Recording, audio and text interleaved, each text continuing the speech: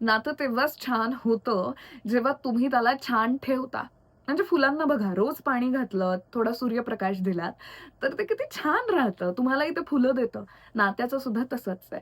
मग अशा कोणत्या गोष्टी आहेत, ज्या तुम्ही केल्यात, की तुमचं नातं छान राहील? बेसिक गोष्टी, पण अतिमहत्त्वाच्या गोष्टी मी आज तुमच्यासोबत शेअर करणार आहे. चला मग सुरू करूयात.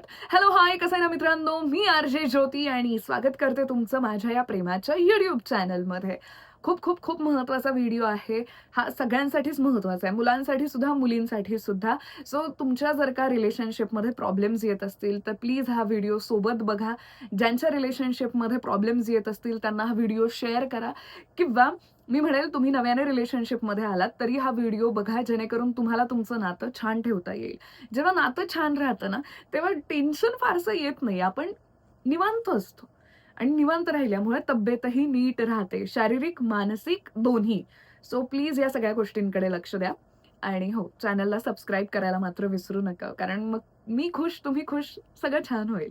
So number 1 point is love each other.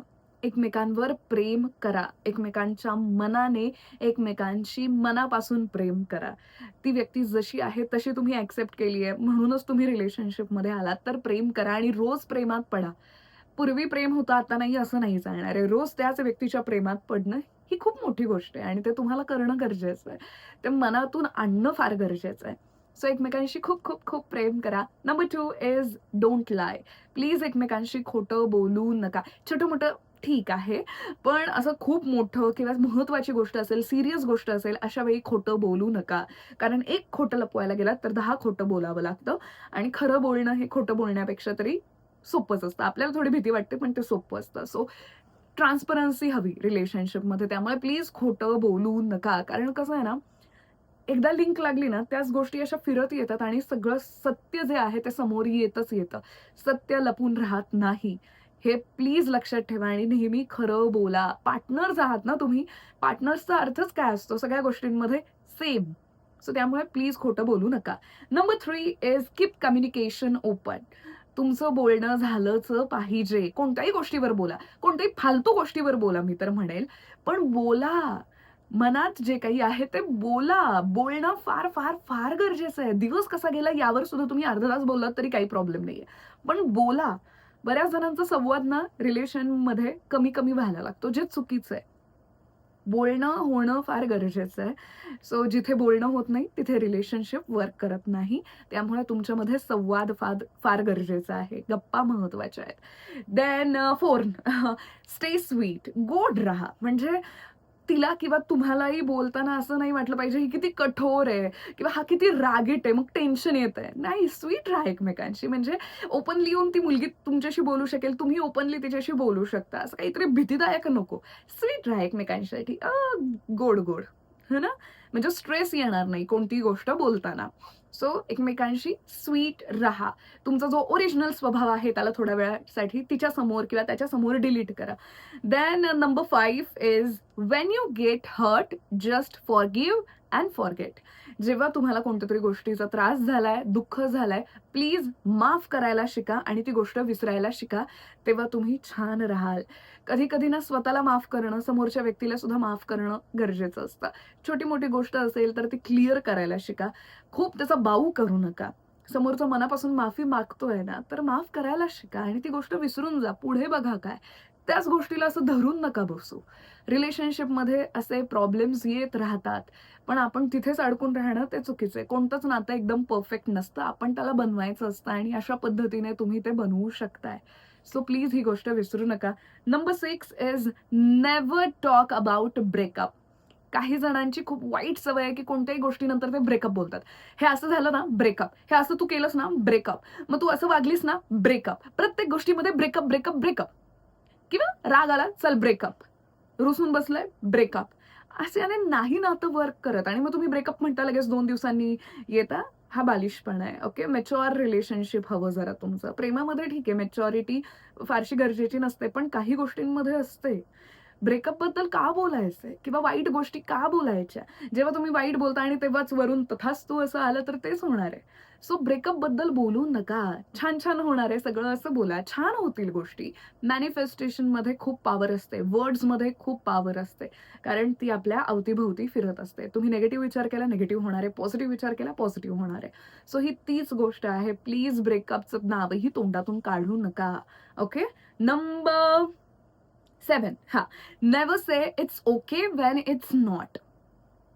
जेव्हा काही ओके नाहीये, प्लीज खोटं बोलू नका, की हां, सगळं ओके आहे, काही नाही झालेलं. मुली खूप नाटक करतात या बाबतींमध्ये.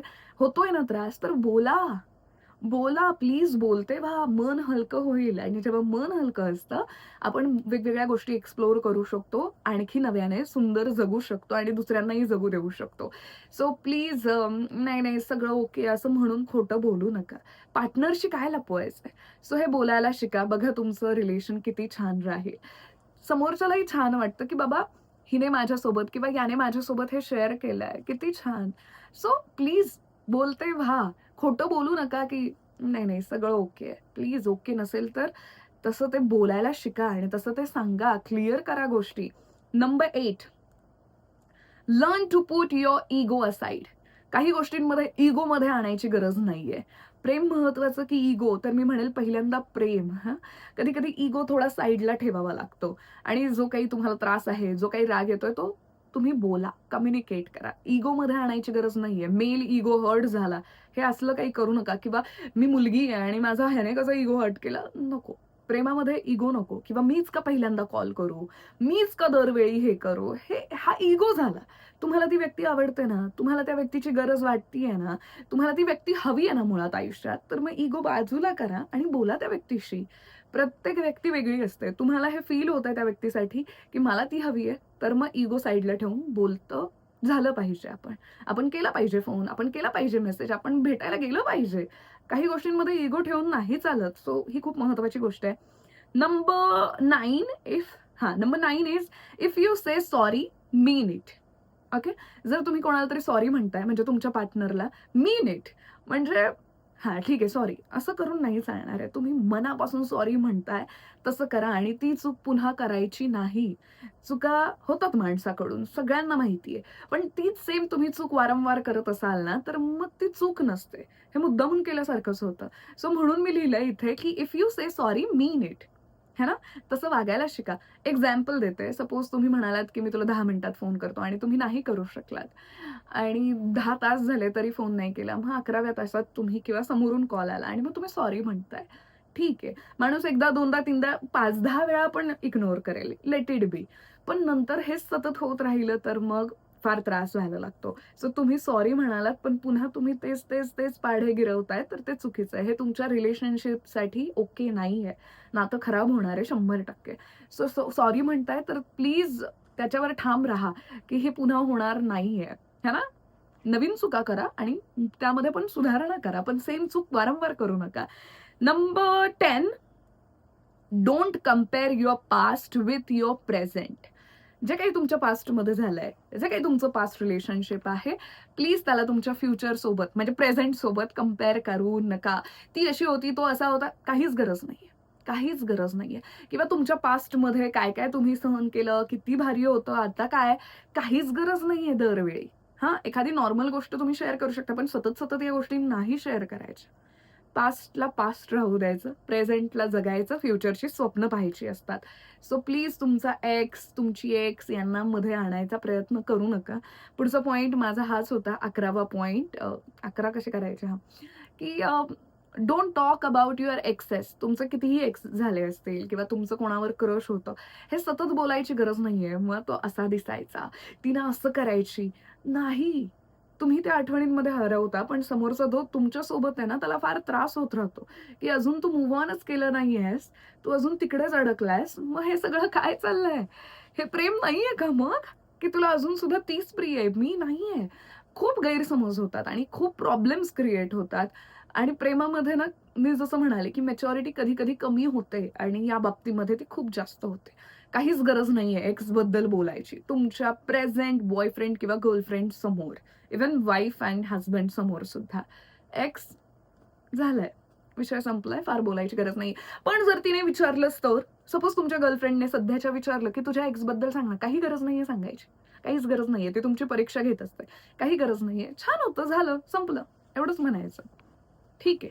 फार एक्सप्लेन करत बसायचं नाही. पॉइंटर्स माझ्या हातात आहेत खरं तर. देन नंबर 12, 12वा point is give and take process. घेणं आणि देणं ही प्रोसेस नात्यामध्ये असली पाहिजे. फक्त प्रेम घेत राहणं चुकीचं आहे. फक्त प्रेम देत राहणं तेही चुकीचं आहे. दोन्ही गोष्टी झाल्या पाहिजेत. जेव्हा तुम्ही मनापासून प्रेम देता, समोरचाही तुम्हाला देतो. पण जर तुम्ही नाही मला मिळालंच पाहिजे, हे असा ॲटिट्यूड ठेवत असाल तर ते चुकीचं आहे. किंवा मीच का सगळं प्रेम देऊ? मीच का सगळं करू? हे पण चुकीचं आहे. जेव्हा तुम्ही अपेक्षा न ठेवता समोरच्यासाठी काहीतरी करत असताना ते समोरच्यापर्यंत पोहोचतं आणि ती व्यक्ती सुद्धा तुमच्यासाठी हे सगळं करत असते. पण त्यासाठी आधीचे जे पॉइंटर्स आहेत, ते सुद्धा नीट असणं तुमच्यामध्ये फार गरजेचं आहे. तेव्हा समोरच्यासाठी काहीतरी करण्याची इच्छा होते. सो त्यामुळे please give and take process ठेवा रिलेशनशिपमध्ये. पूर्ण एकतर्फी नको ते. 13वा point, be aware of his, her feelings. ती काय फील करतीये? तिला कोणत्या गोष्टीचा त्रास होतोय का? ती शांत बसलीये तर त्याचा नेमका अर्थ काय आहे? अवेअर राहा की काहीतरी गडबड झालीये. हां, ठीक आहे ना. असं करून नाही चालणार आहे. जर एखाद्याचा आवाज फोनवर बोलताना तुम्हाला एकाचा म्हणजे तुमच्या पार्टनरचा आवाज असा सायलेंट वाटत असेल, एकदम असा अ, नाही काही नाही, असं काहीतरी वेगळं फील होत असेल, तर समजून जा की काहीतरी बिघडलंय आणि तो मूड नीट करण्यासाठी तुम्हाला काय करता येईल, कशा तिच्या फीलिंग्जला सांभाळता येईल याच्यासाठी प्रयत्न करा. तुम्हाला अवेअर राहणं फार गरजेचं आहे, की समोरच्याच्या मनात काय चाललंय किंवा समोरच्याला कसला त्रास होतोय का?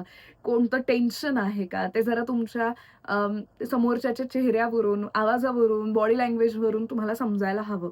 जर तुम्हाला इतकंही नसेल समजत, तर तुम्ही नाही आहात perfect partner, okay?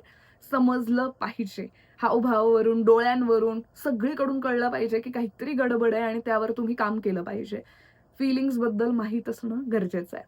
Number 14, 14 number. When you had a fight, don't let the day pass. तुमचं आज भांडण झालंय. ठीक आहे, मग उद्या बोलता येईल. मग नंतर बघू ना, असं करून नका करू.